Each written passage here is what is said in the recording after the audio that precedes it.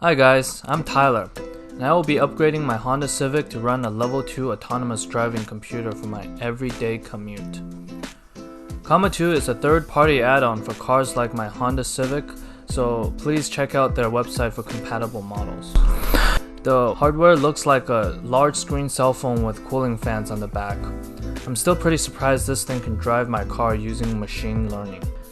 This device can set you back $1,200, but it's well worth it for anyone who loves the idea of autonomous driving or just want to try out some new tech.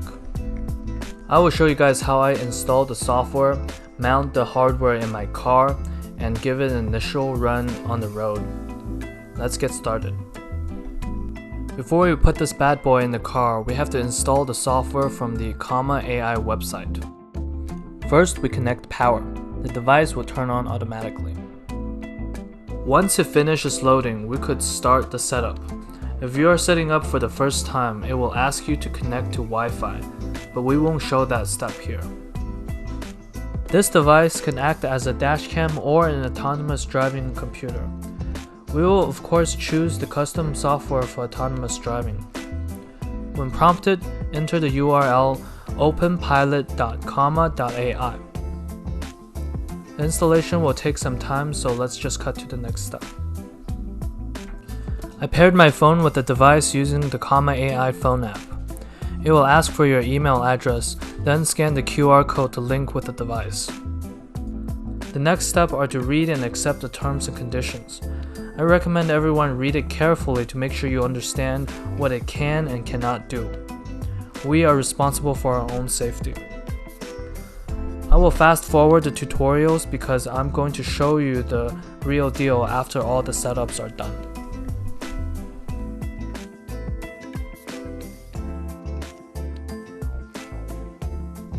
This device will have to tap into the car's front-facing camera and the cruise control to run autonomous driving.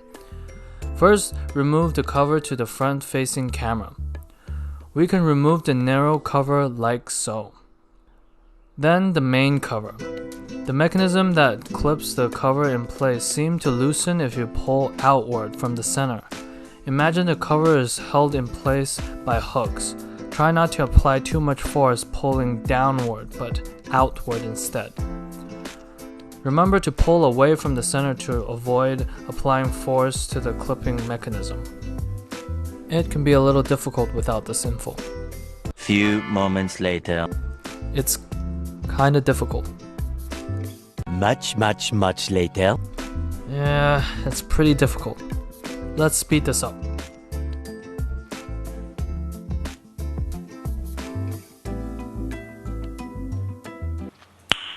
Nice.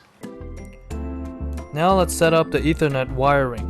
One side of the Ethernet wire connects to the car harness that came with the Comma.ai. We're going to install the other side first.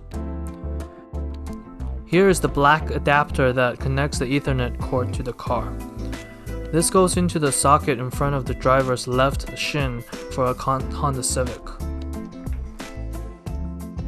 Here is the white socket the adapter connects to. The shape should fit exactly into the adapter. Make sure to apply a bit of pressure to ensure the connection is secured.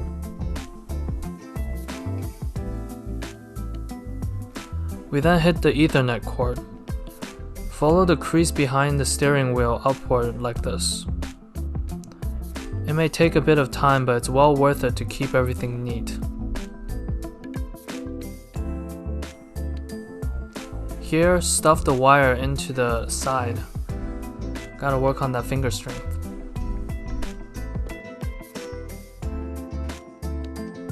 Next, we install the car harness that came with the Comma.ai. Disconnect the camera system on the Honda. With the car harness, connect the fattest head to the wired outlet of the car. The other colored wire from the harness goes into the car camera system box.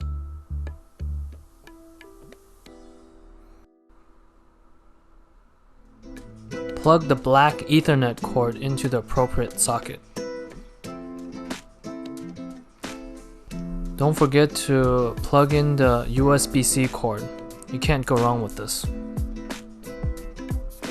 We have to make sure everything fits neatly into the front-facing camera cover. We've organized the car harness wires like so.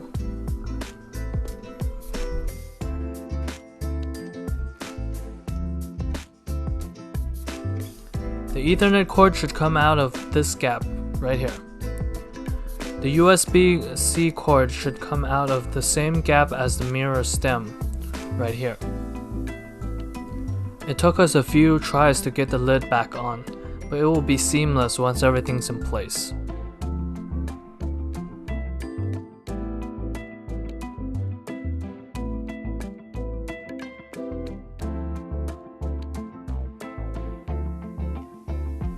Alright, we're done. Connect the power and we're ready to drive.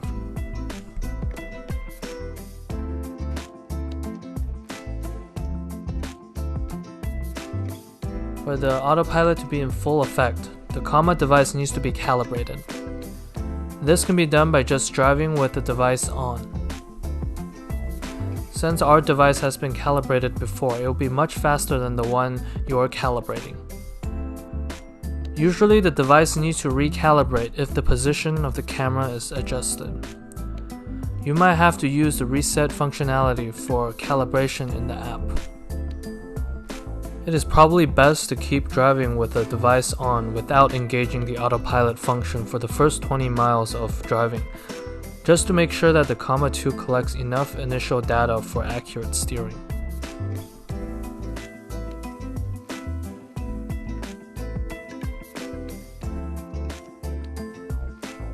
Alright, this is what we've been waiting for. Let's engage Autopilot. Make sure the car's cruise control and lane keep assist are enabled.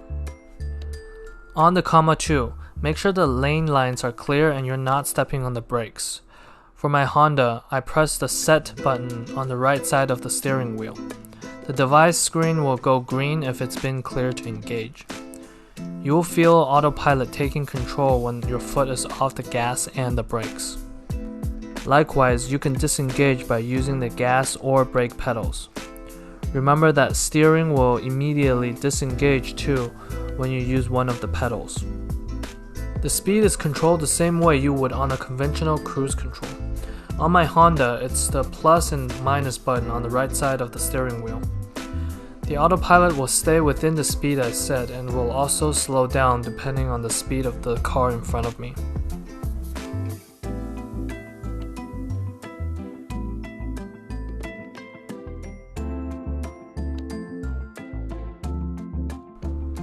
The minimum distance between me and the car in front of me can be adjusted with the built-in cruise control distance setting.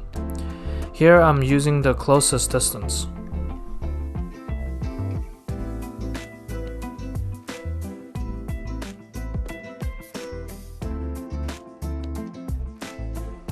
Here our speed was set to 71 miles per hour. You can see that we are slowly approaching the slower car in front of me. And autopilot slows us down. We don't get too intimate. Comma 2 has a much better lane keep assist than the stock cruise control. In fact, it feels like it takes turns better than I can on the larger turns. Just make sure the cruising speed is appropriate for these turns. Comma 2 also has a built-in switch lane function. It will handle the steering portion of the lane change but leave the decision up to us. What I do is first flip the turn signal on. Check the lane next to me to make sure it's safe to switch. A light nudge on the steering wheel will initiate the lane change. Here I had a firmer grip on the steering wheel to make sure we don't veer off into the other lane. For smaller turns, autopilot need a little more assistance. Because there is a limit to the electronic turning angle at the higher speeds, Comma 2 will warn us to take control of the wheel on smaller turns. I've also reduced the speed to make sure it can handle the next few turns.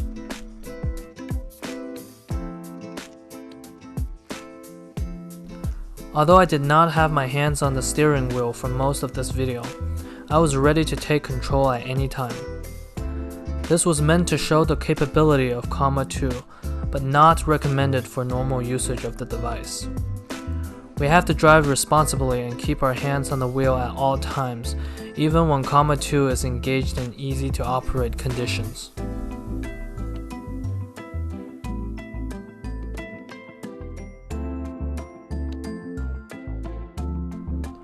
Comma.ai is level 2 autonomous and far from the 100% self-driving we've been anticipating in recent years.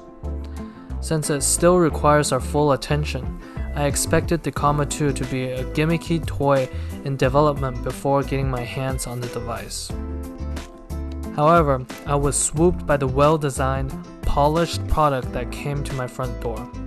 It is an eye-opening experience that showcases how far machine learning has gone. Comma.ai took the bulk of tedious micro-adjustments away from the steering on long road trips. It relieves the stressfulness of accelerating and braking in stop-and-go traffic during everyday commute. With all the safety precautions in using this new technology, I'm not sure if I feel less fatigued because the Autopilot relieves the bulk of my driving burdens, or because I'm just having more fun. Nevertheless, it has definitely made my commute way more interesting.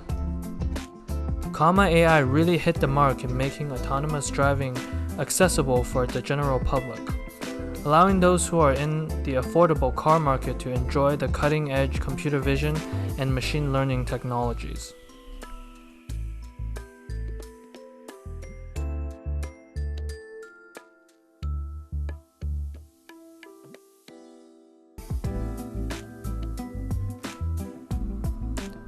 Thanks for tuning in, guys. If you enjoyed the video, please leave a like and any feedback below. Until next time, see ya!